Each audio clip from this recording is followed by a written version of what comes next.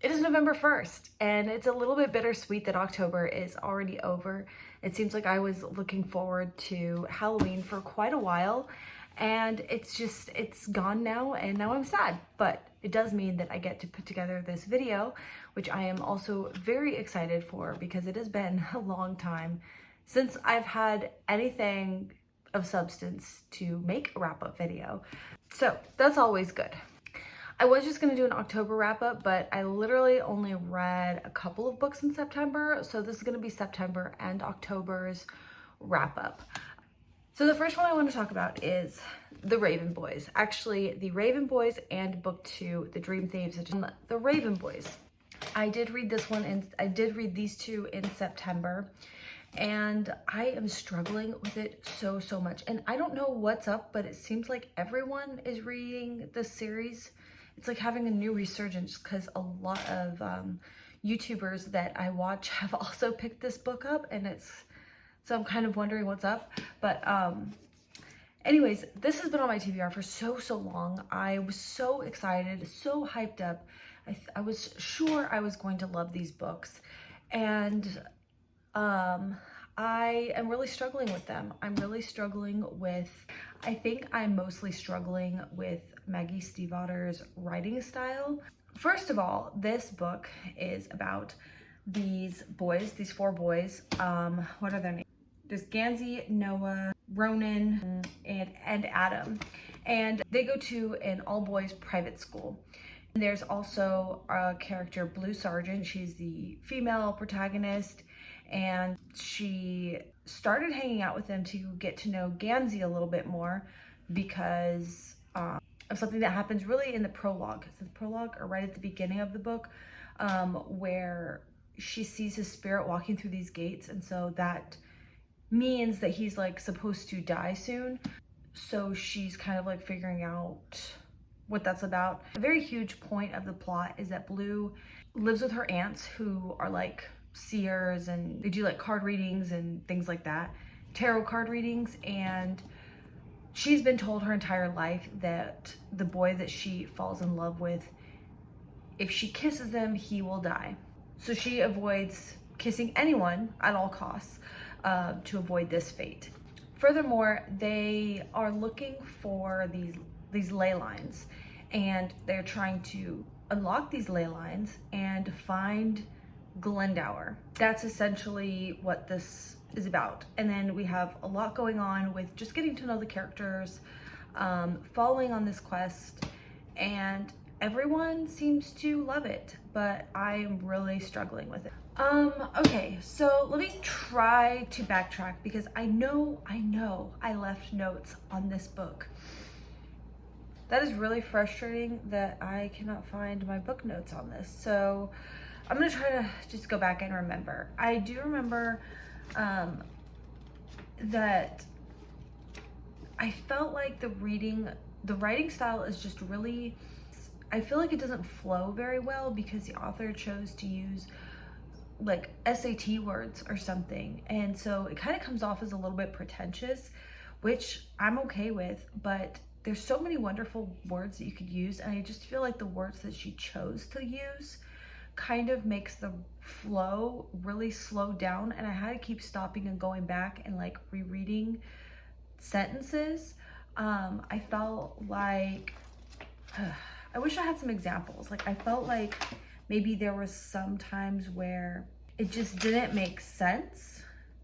I also feel like there were instances where things just were not explained very well. There's something about her writing style that just does not captivate me at all. I find it very like dry. I would be reading along and not realize that I had tuned out what I was reading, and I have to go back and refresh, and I just didn't quite understand that because I felt like I was actively reading, but nothing like was sticking.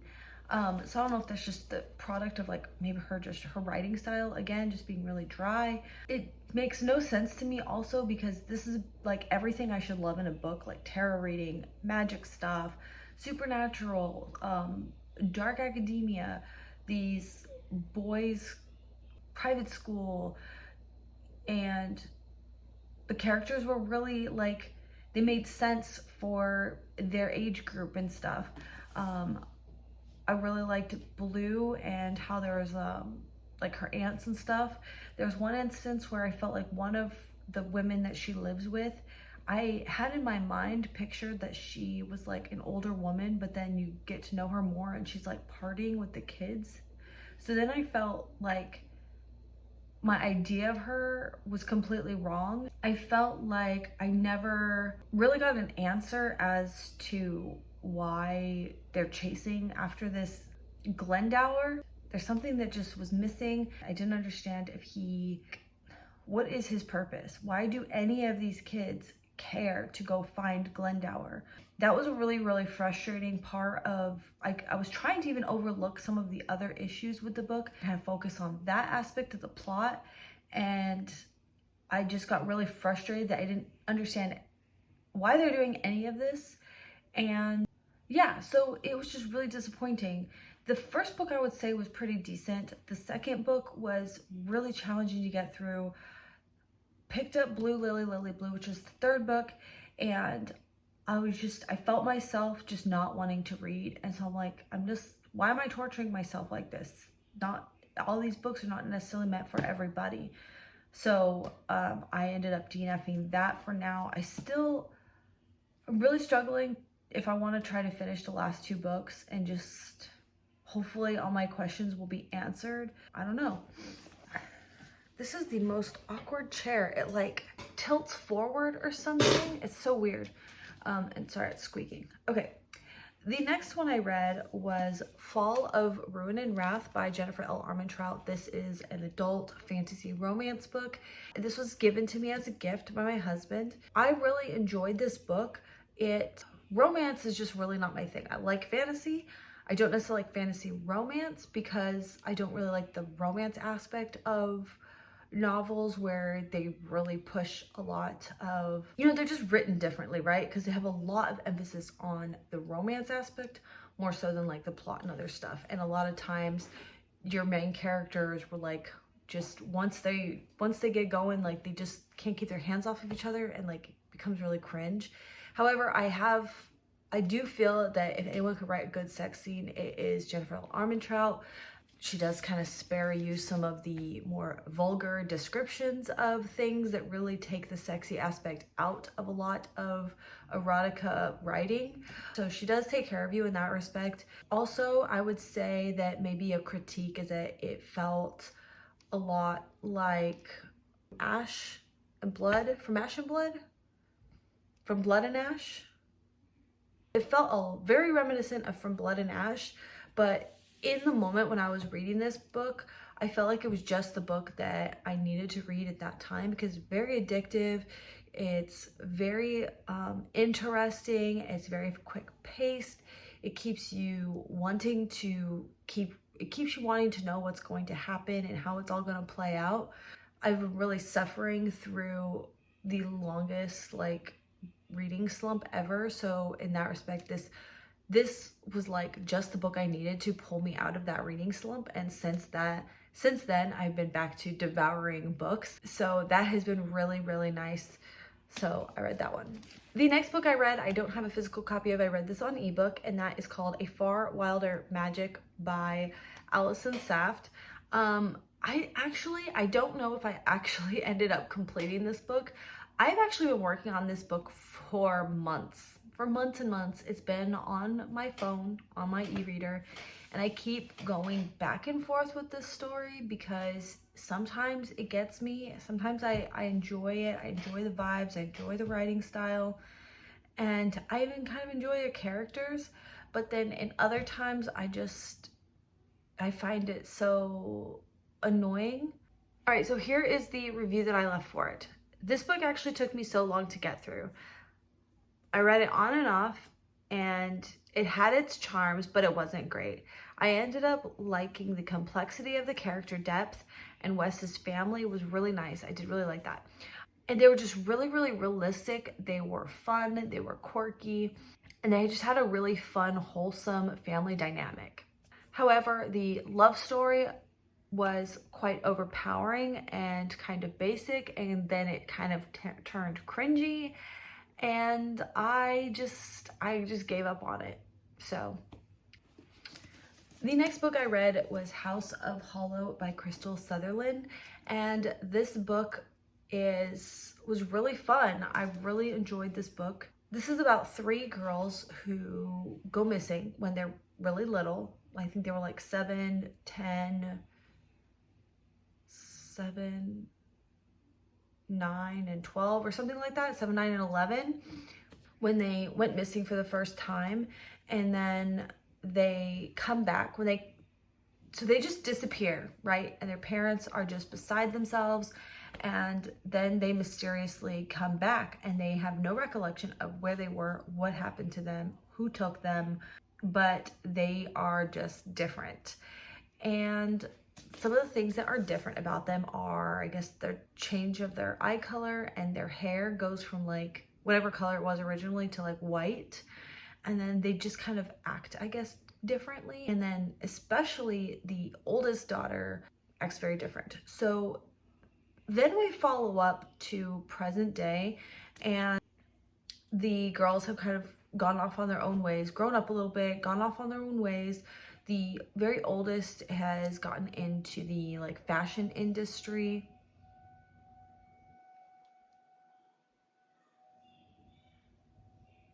That sounds like a tornado alarm.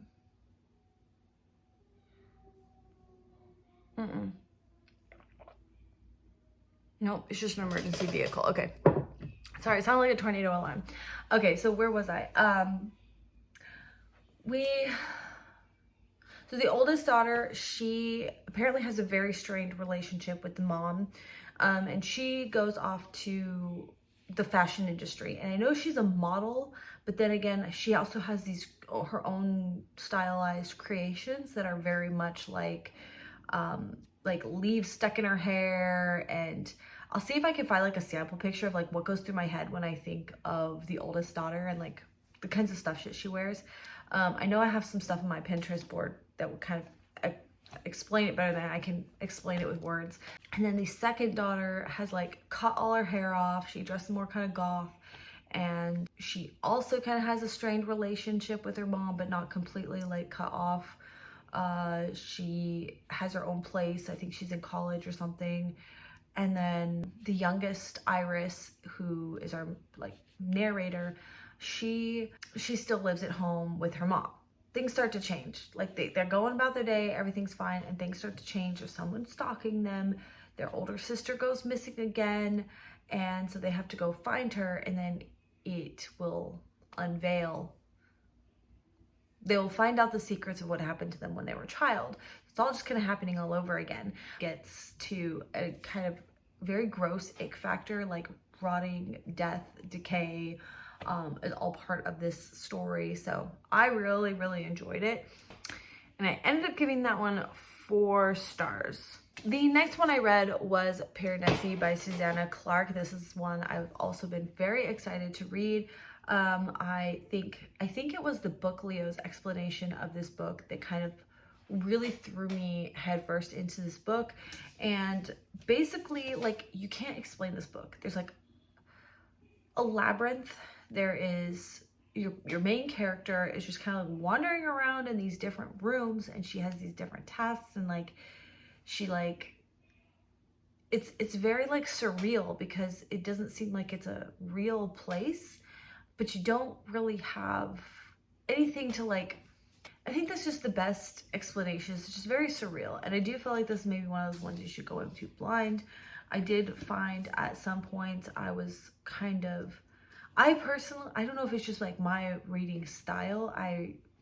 Maybe I'm not open to just being like completely surprised by things. Like if they're not feeling like they're real, I'm like, well, where is this going? I get a point in my reading process where I get like kind of frustrated if I can't make sense of things. So I was just really trying to just trust the author that it's all going to reveal itself. She's going to take care of you, and it will all make sense in the end. And sure enough, it did. But I just think, I don't know, I wanted to like it so much more than I actually did. And I'm so glad that I did read it. I truly am. And it's very short. It was very quickly paced. I like the writing format because you do have like a lot of breaks in these passages. So you have like these like, they're not as chapters, but they kind of feel like they're chapters, and they kind of breaks up the story nice. Yeah, I don't know. It was just okay. I ended up giving this one like 3 stars. So the next one I read is The Ex Hex by Erin Stirling. I feel that this is mostly considered like a romance, which it's not generally my favorite. It kind of feels like a contemporary romance, but it is like about witches. So we follow this girl, Vivian, who was dating this guy. What is his name? Reese Penhallow. So she was dating this guy, and then they break up, and her best friend and her like kind of get drunk and say a few words and kind of jokingly hex the guy. Then she goes off and they go their own, no, he leaves town because he's actually from like a different state or whatever. He lives in a different state with his family. But the Penhallows kind of were founders of this town, and he had to come to town to charge the ley lines. And so when he arrives back in town, all this crazy stuff starts to happen, and it's just a really fun, good time. So what did I give this one? I think I gave it like 3.5 stars because it does kind of overshadow the plot and the goings on of the story. But I knew that kind of going into it, that it was most likely going to be like that. So there's that. But yeah, it's not really meant to be taken very seriously at all. It's just supposed to be a lot of fun, and that's what it was. And the last one I read is Anna Dressed in Blood by Kedare Blake, and this one was also a lot of fun. It reads very quickly. I really liked the text. You probably can't tell from here, but it's not black. It's actually written like a really dark red color. I thought that was a really interesting touch. So this is about this guy. What is the kid's name? Cass. So this is about a kid named Cass, and he and his mom are traveling the country ghost hunting, and he's kind of taken upon himself to take over his dad's work of putting ghosts to rest fully. So he comes to this town to hunt down Anna. She's a very vicious ghost, and it wasn't exactly what he expected. He also makes a lot of friends with some of the townies, and the opening scene feels just like the very opening scene of Supernatural, with the car in the dark and, you know, a ghost who could kill him and everything. And because Supernatural, that's what they do, they go and investigate spooky supernatural things. So it does very much feel like that. I know some people felt that was a criticism, but I really liked that. I really enjoyed that. By the way, I've never watched very many episodes of Supernatural. It is on my watch list, but somehow my TBR list always tends to come before my watch list. I felt like this probably ended up being like a 3-star. I felt like it was a very readable, fast-paced book, and a lot of action going on. I really felt that the romance or lack of romance in here, the friend dynamic that was maybe like a girl's interested in Cass dynamic, was unique, because usually you're always gonna have like a boy girl, they get together, start dating, and in this situation Cass is like, look, once Anna's gone, I'm going on to the next one. Like, there's really no need to get hung up on me. This other friend who I respect is into this girl, and I'm not getting in the middle of that. And I felt that was great. It was so great. It was so refreshing, you know? So there was that element that I really liked. But on a different note, the girl that he does end up liking, I'm kind of like, all right, that's kind of weird. Now, I know that this is the beginning of a series, or maybe it's just a duology. I think there's just one more book. I don't know I don't know if I'm gonna get the second book. I don't feel like propelled to go read that book. I feel like that stance says kind of a lot about, like, it was fun, it was a good time, it was perfect time for October because I definitely like to prioritize any like spooky ghost stories I have, things like that. So that was that.